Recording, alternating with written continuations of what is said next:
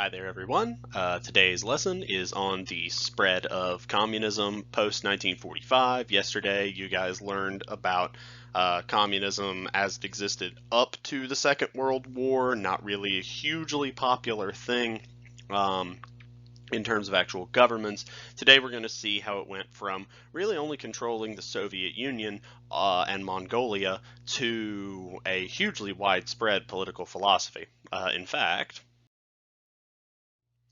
this map does a really good job of illustrating just how many nation states practiced some form of communism at some point. The ones that are in red are still officially nominally communist today. The ones that are in orange have either completely dropped it or are practicing some other different form of things. Now, with the stuff down on the bottom there, there's a little bit of controversy here.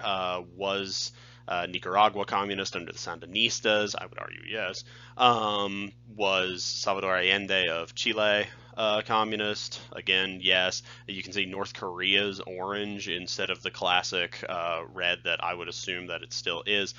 It's just an example to give you an idea that communism thrived very briefly, but very noticeably in the middle to late 20th century. I mean, look at how many nations in Africa had some form of communist government. That's one of those things that I would venture to say very few of you knew about, and that's part of the reason why this lesson is very interesting. Okay, so first we need to talk about communism that was forced upon people. As World War II ended, the Soviet Union had rolled up most of Eastern Europe, liberating it from the Nazis. But the Soviets would establish communist states there. A whole lot of argument has been made over why they did this. There were statements that it was to create a buffer between themselves and Germany. I've read that it's to kind of fuel the world communist revolution that Marx envisioned. Whatever the case may be, the bottom line is that pretty much everywhere in Eastern Europe that you've ever heard of, and several nation states that you haven't heard of, were ruled by communists immediately after World War II, but that was done not out of, wow, these guys freed us, we should practice their governmental system. It was more the Soviets pointing guns and tanks and millions of soldiers at Eastern Europe and going, you're communists now, get over it. A lot of these places, the Communist Party had been not very popular, fringe parties. Think like Third Party, but a really obscure one in a lot of these places. There are exceptions to this, but for the most part, this map does a good job showing you anything in dark red was a Soviet puppet state. Now, Yugoslavia is a bit of a wild card. I wish we had more time to talk about Yugoslavia. We will mention it again with the non-aligned movement a little bit later in this unit. Yugoslavia was communist more or less of its citizens' own will. There's some controversy in that statement too. But Albania was probably the most truly communist nation in all of Europe, but they didn't ally themselves with the Soviets because they considered the communism, the Maoism of China, to be purer communism. We'll talk about the differences between the two of those the week after y'all get back from spring break. Okay, so choosing communism is one of those things that surprises a lot of people. You and I can look at the devastation wrought by communist systems throughout the 20th century in basically every nation that communism took hold and go, well, why on earth would anyone choose that?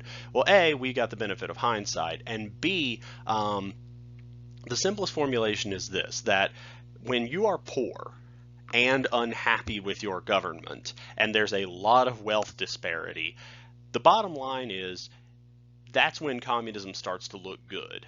Think about, we did do a fairly deep dive into the social conditions of Russia on the eve of its communist revolution, and you saw the discontent with the government. The bottom line is the angrier people are, the more likely you are to see a communist revolt. That's just a rule of thumb that has pretty much held firm throughout every nation that had a communist revolt. Everywhere that voluntarily chose communism did so because the people were jaw-droppingly unhappy with their government.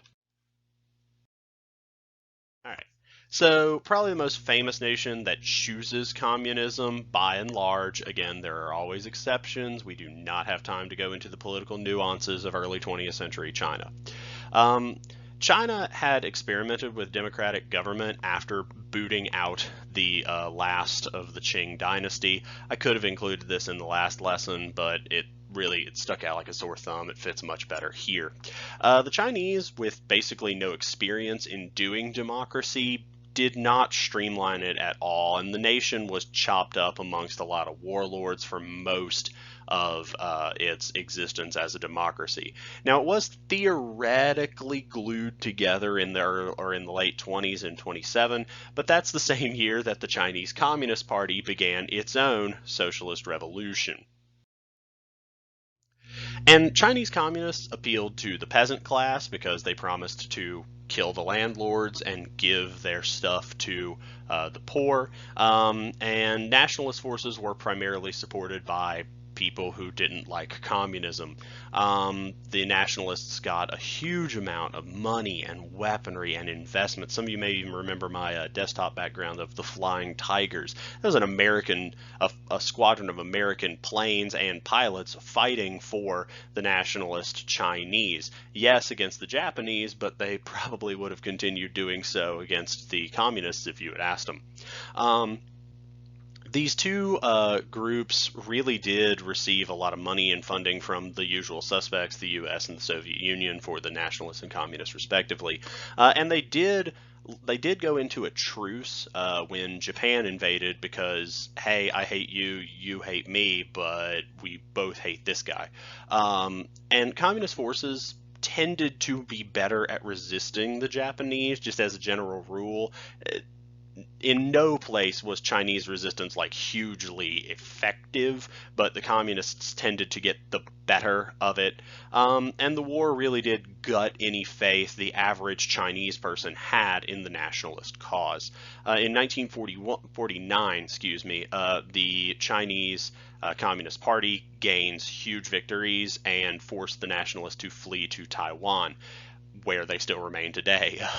China actually considers Taiwan to be a breakaway province today, currently, like right now, and a lot of the rest of the world considers Taiwan to be its own independent nation. But the bottom line is, from 1949 forward, China has been mainland China has been a communist nation. We'll catch up with what that looks like a little bit further down the line.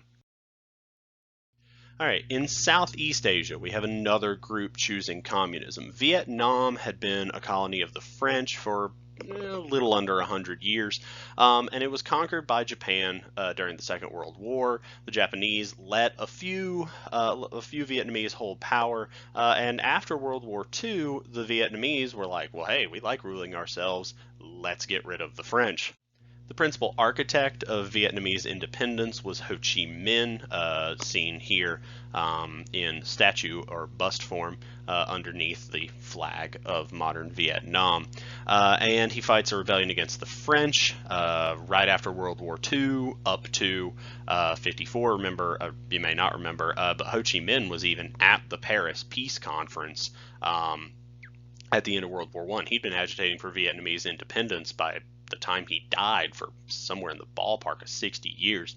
The Americans show up afterwards to try to limit communism's spread. Remember that whole doctrine of containment thing we're going to talk about? You probably remember from either American 2 or A Push, which the Americans fought from the 50s up to 1972.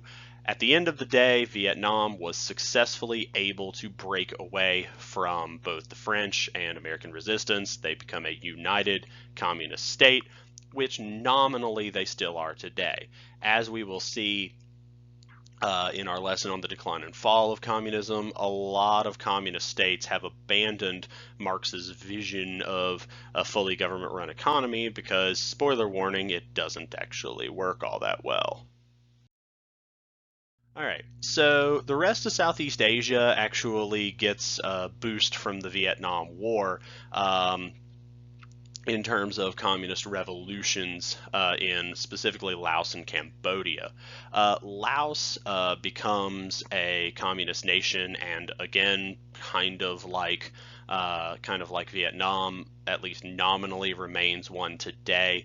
In Cambodia, which you hopefully remember from the atrocities lesson a few days ago, the Khmer Rouge regime is established with assistance from China, but is just devastating to the population of just absolutely horrifyingly devastating to the population of Cambodia. And they're eventually booted out with a Vietnamese-backed communist regime, which lasts until 1993, when it's replaced with something resembling a democracy. There were, and I know my head's blocking it a little bit, there were other Southeast Asian nations who did see communist revolutions. Thailand fought against theirs for years, but none of them gained the sort of traction to realistically take over the country, largely due to a lack of funding and organization, coupled with funding and military support from the United States of America and the rest of Southeast Asia.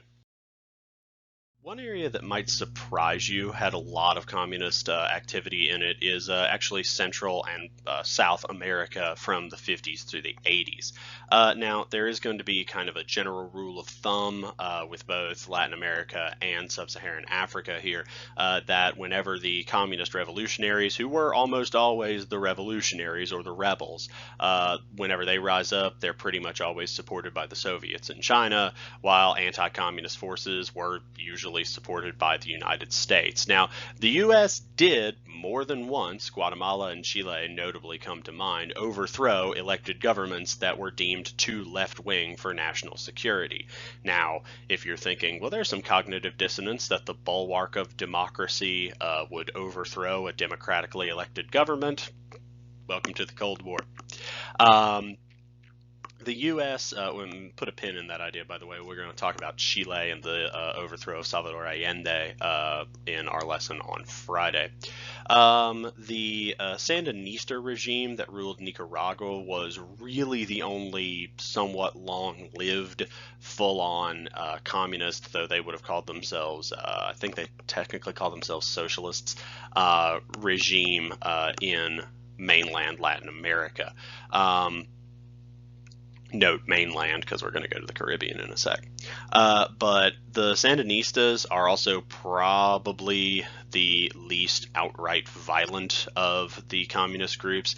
They do fight a war against U.S. and other nation-backed Contras, but that's actually an insurgency and combat as opposed to the massacres that we see in Cambodia and Vietnam and the Soviet Union and China and North Korea and pretty much every other communist nation. Again, a lot of bloodshed, a lot of disputes in places that you will notice are not particularly close to the Soviet Union, so why are they sending their money and weaponry there? And in places that the United States is more than willing to undo democracy. Yay! All right. The one big successful takeover of a nation in Latin America in the traditional sense, other than Nicaragua, is the one that outright did call themselves communist, that is Fidel Castro and his takeover of Cuba. 6-year rebellion, but the big thing is a geographic thing, and you guys are aware of this. The U.S. has a communist nation less than 100 miles from Florida, receiving support, money, weaponry, maybe even allowing, cough foreshadowing, nuclear weapons to be staged in their nation. And Cuba itself actually, and this is one of the more obscure things, Cuba itself actually begins to send a whole lot of stuff to other rebels. Up here we have on the right the longtime leader of Cuba, Fidel Castro, and on the left his most famous lieutenant, Che Guevara. You may have seen the famous photo of Che looking off into the middle distance. Che spent his life bouncing around Latin America and Africa, trying to help communist rebels elsewhere in the world. Again, the whole global revolution, look out, the communists are trying to spread their way. We laugh at that now as Cold War propaganda, but in multiple instances, it was true. Che himself, you can read about his exploits in Africa and some of the truly horrifically racist stuff he wrote if you poke around enough. But the big thing is, of course, geography. The US, even though we were fighting communism all over, oh my gosh, now here's communism in our backyard. All right, and then there's the communism that nobody ever references, Africa. Like, aside from a few of your geopolitical historians, I feel very comfortable taking a guess. Most of those of you viewing or reading this did not know that there were communist revolutions in Africa, and that's largely due to the fact that no ground troops were ever deployed by the US, and very few were deployed by the Soviets and Chinese. These were true proxy wars. It does become a major battleground. Egypt, under Nasser, did a great job of really playing the Soviets and the US against one another to gain good stuff for Egypt, but most of the rest of the continent didn't wind up doing that and wound up in the usual proxy war situation. The nations that do become communist, Angola, Mozambique, Ethiopia are the big three there, do have utterly disastrous results for the populace. Ethiopia is probably the most famous example. 1.2 to 2 million people died unnecessarily under the leadership of this guy, Mengistu Haile Mariam, whose name I've butchered, but he was a monster, so I don't feel that bad about it. The bottom line is that a lot of really horrific stuff took place in Africa during the Cold War, and it wasn't just decolonization fights, it was full-on brutal warfare between communist proxies and, at least theoretically, democratic proxies. Alright, so one of the problems with teaching a lesson like this, and trust me, I went into more depth than the AMSCO book did and way more depth than the textbook did, is that communist regimes are really, they vary wildly. Like, you would not compare, even though both of us would call, say, the nations of Western Europe and the United States democracies, you wouldn't compare our politics in a lot of cases to be the same thing. Communist regimes vary heavily on how they do land policy, how they treat ethnic minorities, how they treat religion, how they treat women. And the bottom line is that communism, as a catch-all term, isn't actually a very good way to look at things. The dates I found were slippery, but at the very latest, 1966, China and the Soviets had split. The Sino-Soviet split divided the communist world. You have pro-USSR nations, which you can see on the map, made up the majority. You had pro-Chinese nations, and you had unaligned communist states, mostly Yugoslavia. Only a few of these ideas that we've mentioned on and off in here have applied to all communist nations. They do suppress democracy. You can vote, but you either vote communist or you don't vote. Political dissidents are, depending on where you are, executed or thrown in jail, or if you were fortunate, and this was the Soviets under Khrushchev, they would just kick you out. You see a radical restructuring of property ownership, shooting of landlords, lots of journalists, and the only other general rule, again, aside from Nicaragua, who I've already talked about, is that communism tends to kill people in very large numbers, something that we will look at a bit when we do life in the Soviet Union and China after spring break. Thank you guys for watching. I hope that it was informative and helpful, and I will see you all tomorrow.